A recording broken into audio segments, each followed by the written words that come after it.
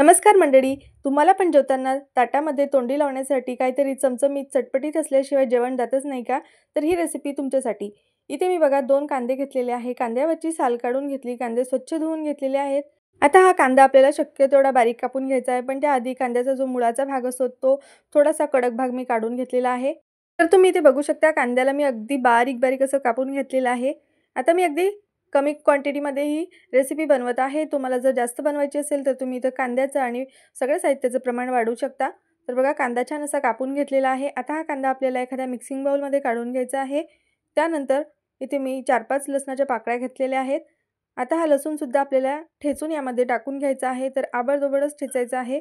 त्यामुळे मी खलबत्ता वगैरे काही घेतलेला नाही आहे. सांडशीच्या साहाय्याने बघा असा झटपट लसूण ठेचून घेतलेला आहे. लसूणसुद्धा आपल्याला या कांद्यामध्ये टाकून घ्यायचं आहे.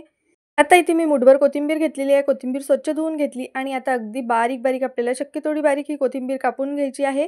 तर तुम्ही बघू शकता अगदी बारीक अशी ही कोथिंबीर मी कापून घेतलेली आहे. आता ही कोथिंबीर सुद्धा मी यामध्ये टाकून घेतलेली आहे. त्यानंतर यामध्ये 1 चमचा एवढा काश्मीरी लाल तिखट टाकून घेतलेला आहे.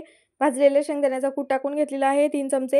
अर्धा चमचा एवढा झणझणीत हिरव्या मिरचीचा ठेचा सुद्धा मी यामध्ये टाकलेला आहे. तिखट तुम्ही तुमच्या आवडीनुसार इथे वापरू शकता. तुम्हाला जर लाल तिखट वापरायचं नसेल तर संपूर्ण हिरवं तिखट तुम्ही इथे वापरू शकता.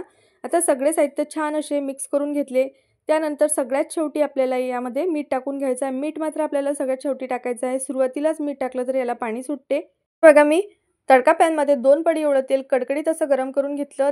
त्यामध्ये अर्धा चमचा मोहरी आणि अर्धा चमचा जिरे टाकून घेतलेले आहेत आणि ही कडकडीत खमंग अशी फोडणी आपल्याला यावरती टाकून द्यायची आहे. तर तुम्ही बघू शकता मस्त छान झणझणीत आणि चमचमीत अशी आपली ही रेसिपी बनवून तयार झालेली आहे. सगळ्यात शेवटी यामध्ये थोडंसं लिंबू पिळून घ्यायचं आहे. खूप जास्तही लिंबू पिळायचं नाही आहे, नाहीतर खूप जास्त आंबट होईल ही रेसिपी. अगदी झटपट फक्त 4 ते 5 मिनिटामध्ये ही कांद्याची चटणी किंवा ही कांद्याची रेसिपी बनवून तयार झालेली आहे. नक्की बनवून बघा आणि मला कमेंट्स करून नक्की सांगा. रेसिपी आवडली असेल तर व्हिडिओला लाईक करा, चॅनलला सबस्क्राईब करा.